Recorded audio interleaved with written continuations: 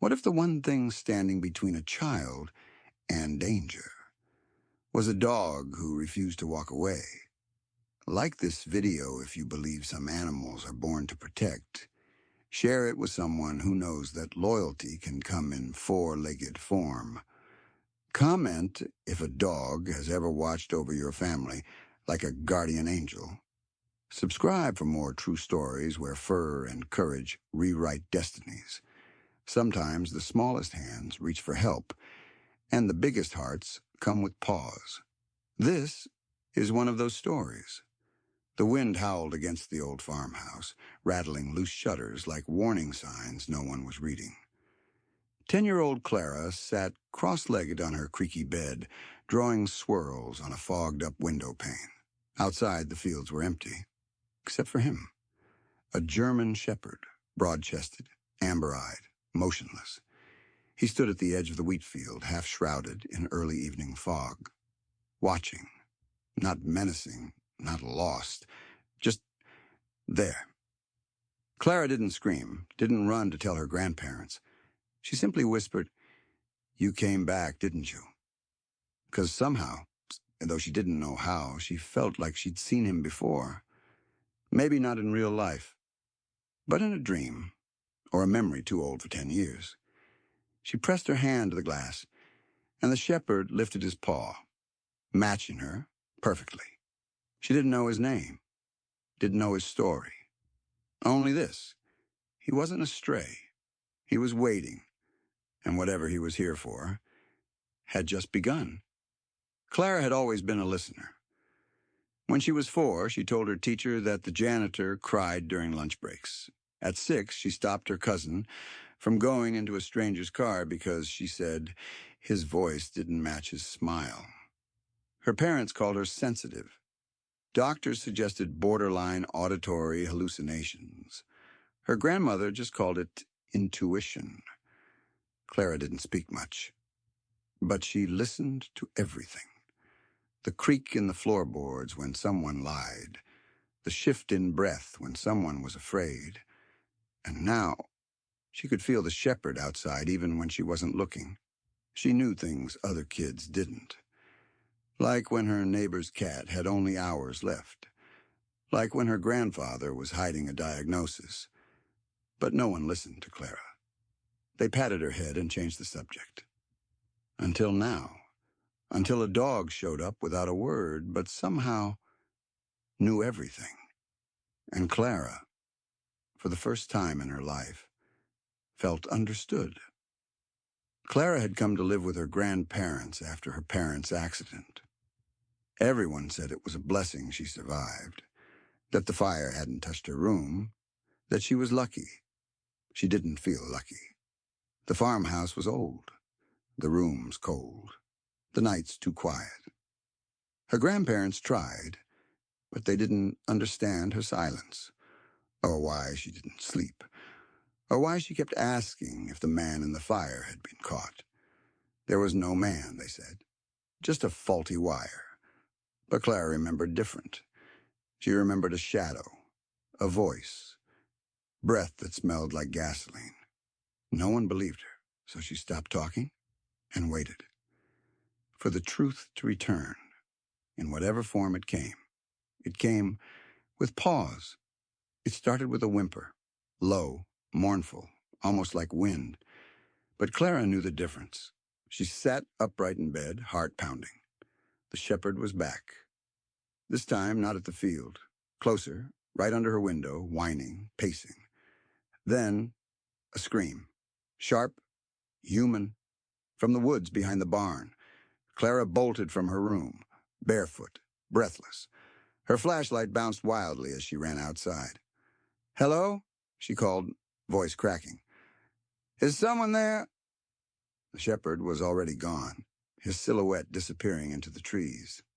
Clara didn't hesitate. She followed. Leaves scratched her legs. Branches tugged at her sweater. She stumbled once, twice. But then she saw it. A girl, no older than herself, tied to a tree, duct tape over her mouth, eyes wide with terror. Clara froze. The shepherd stood beside the girl, growling low at the shadows. And from those shadows, footsteps, a man, heavy boots, face hidden beneath a dark hoodie. He raised something in his hand, metal, glinting. But before he could get closer, the shepherd launched. A blur of teeth, fur, fury, a scream, this time his. The man ran. The girl sobbed. Clara rushed forward, trembling fingers peeling tape from the girl's mouth. "It's okay," Clara whispered, as the shepherd returned, blood on his muzzle, but eyes calm. "He found you. You're safe now." And somewhere deep inside her, a voice said, "You're not just lucky. You were chosen." The police arrived within minutes. Clara stood beside the girl. Her name was Natalie, blanket wrapped tight, eyes still wide with shock. The shepherd sat between them, calm, watchful. Not a pet, not a stray, a sentinel. "He found her," Clara said again and again. "He saved her." But when the officers asked whose dog he was, she didn't have an answer. No tags, no microchip, no owner. He had simply appeared when he was needed most. By morning, the story had spread. "Local girl rescued in midnight attack. Unidentified dog stops kidnapper. Guardian angel in a fur coat." Reporters came. So did strangers. Some wanted to adopt the shepherd. Some wanted to claim him. Clara wouldn't let them. "He's not for sale," she told one woman with too much perfume and too little heart. "He's not lost. He's choosing her." Their small house on the edge of town. The girl with quiet eyes and too many questions. Each day, Clara learned more. The shepherd could open gates, fetch the mail, detect lies, like when Mr. Powell claimed he'd never seen Natalie before. But most of all, he watched. Every face, every silence, every twitch of a guilty brow. And one afternoon, in the middle of class, Clara looked out the window and saw him. Ears perked, eyes locked on a man walking past the school fence. She didn't know why yet, but she knew that look. The same look he'd had in the woods. Something wasn't finished. Something was still hiding, and the shepherd was going to find it. His name was Walt Decker, retired K-9 handler. Limped when he walked. Kept his badge in a drawer and his grief in a glass beside the sink. He showed up 3 days after the rescue, hat in hand, eyes tired, voice like gravel soaked in sorrow. "I saw the news," he told Clara at the front porch. "Saw the dog." She didn't speak right away. Walt took out a worn photograph, creased and sun-faded. In it, a younger Walt standing beside the very same German shepherd. Same jagged scar near his left shoulder. Same fire in the eyes. "His name's Ash," Walt said. "He was mine." Clara's heart sank. "Are you here to take him?" Walt shook his head. "No, ma'am. I buried him once. He came back to you for a reason." Then he sat down on the porch step and told her everything. Ash had served in narcotics and search and rescue. Saved 3 lives in a flood. Sniffed out a missing child beneath 6 feet of rubble. And one day, in the middle of a drug bust gone wrong, he lunged between a suspect and Walt. Took a bullet. Nearly died. They gave him a medal. Then retired him. Quietly. Ash disappeared not long after. Walt had searched. Posted flyers. Prayed. And now here he was. "Thing about dogs like him," Walt said, scratching his beard. "They don't stop working just because someone says they're done. He's got unfinished business. And it looks like he picked you to finish it with." Clara looked down the road where Ash now sat, staring at the woods again. Walt tipped his hat. "I don't think he wants to go back to being mine. But if you're going to ride this storm with him, you better be ready. Because he only digs where there's something buried." It started with a growl. Ash had been calm for weeks. Quiet, watchful. But this was different. It was the school's annual assembly. Clara had just taken her seat in the back row of the auditorium, hands fidgeting in her lap. Ash lay, curled beneath her chair, a shadow with ears. The curtain rose. A new mural was unveiled on stage, donated by a local artist, meant to inspire the students. It was bold, abstract, colors layered like secrets. And that's when Ash snapped upright. He barked once, loud, sharp, then lunged. Students screamed, teachers rushed forward, but Clara stood frozen. Ash was clawing at the corner of the mural, not with rage, but purpose. His teeth gripped the edge of the canvas, pulled, ripped, and behind the painting, silence. Because what he revealed wasn't a wall. It was a door, boarded up, nailed shut. A door no one remembered being there. Principal Harrow turned pale. The maintenance staff backed away. Clara stepped forward, her voice barely above a whisper. "Let him dig." They watched as Ash pawed the rotted boards loose, sniffed around the seams, then stopped, head low, growling deep in his chest. Walt arrived seconds later, panting, eyes wide. He took one look at Ash, then at the door. "Whatever's in there," he said, "he's found it." Police were called. The door was opened, and what they found inside wasn't just forgotten. It was buried. The room behind the door smelled of mildew and memory. Dust hung in the air like ash. The flashlight beams cut through decades of neglect, peeling wallpaper, broken shelves, and in the corner, a trunk, old, rusted, locked tight, until Walt pried it open with a crowbar. Inside, a faded school uniform, a cracked lunchbox, a journal, pages yellowed, but still legible. A photograph of a little girl with a German shepherd beside her. Clara knelt beside the trunk, her breath caught in her throat. She reached for the journal. Ash rested his head on her knee. The first entry was dated nearly 40 years ago.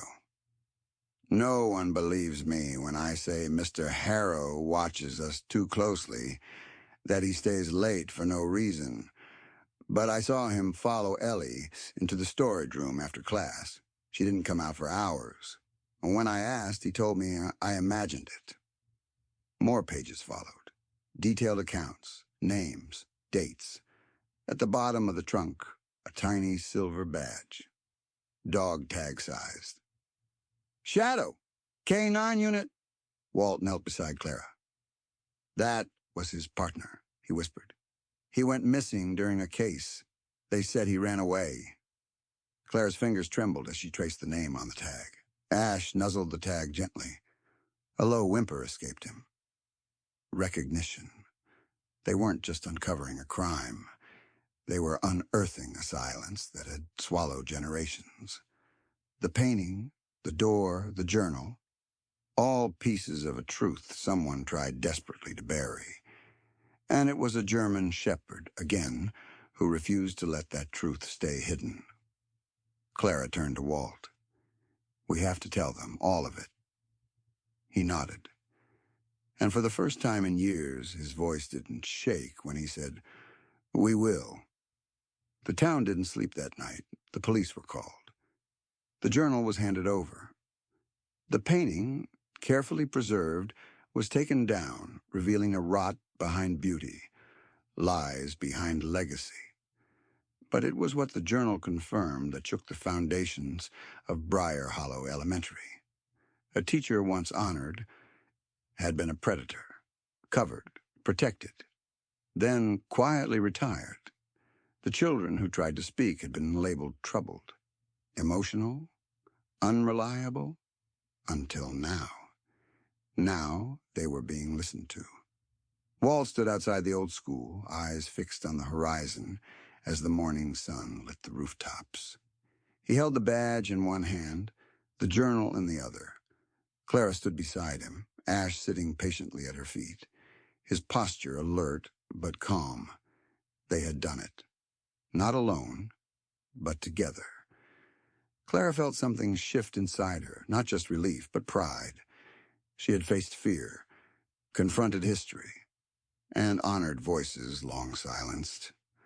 When the local news interviewed her, she didn't speak much, just held up the photograph from the trunk and said, "They tried to forget her, but Ash wouldn't let them." Walt added, his voice steady. "Justice isn't always loud. Sometimes it has pause and patience." Ash barked once, short, soft, sure. The sound of a chapter finally turning. The painting was never restored. Instead, the wall where it once hung became a place of remembrance. The school added a plaque in honor of the unheard, for the children who spoke, and the dog who made us listen. Ash became a quiet symbol of strength, his image shared in school newsletters, in classrooms, and eventually online, where the story spread far beyond Briar Hollow. Clara, once the girl who blended into corners, now walked taller, not louder, just steadier. She began a project with Walt, gathering the stories of former students who had been silenced. They held quiet interviews, listened more than they spoke, wrote every word down. One day, Clara stood in front of her class, her voice sure, as she read part of their collection aloud. No one interrupted. No one laughed. Because the classroom had changed. Because they had changed it. Ash sat in the hallway that day, just outside the open door, ears twitching as if listening. Walt passed by and scratched behind his ear. "Still on duty, huh?" Ash wagged his tail, slow and steady. "Because some jobs never end, some guardians never retire, and some truths, once unearthed, don't fade. They echo and build something better." Months passed. Winter melted into spring, and Briar Hollow began to bloom again, not just in flowers, but in the quiet resilience of its people. The school implemented new policies. A trauma counselor was hired. Anonymous reporting systems were introduced. Teachers received training, not just in curriculum, but in compassion. Clara became the unlikely face of a movement she never meant to lead. Not because she shouted, but because she had endured, because she had seen the worst and refused to look away.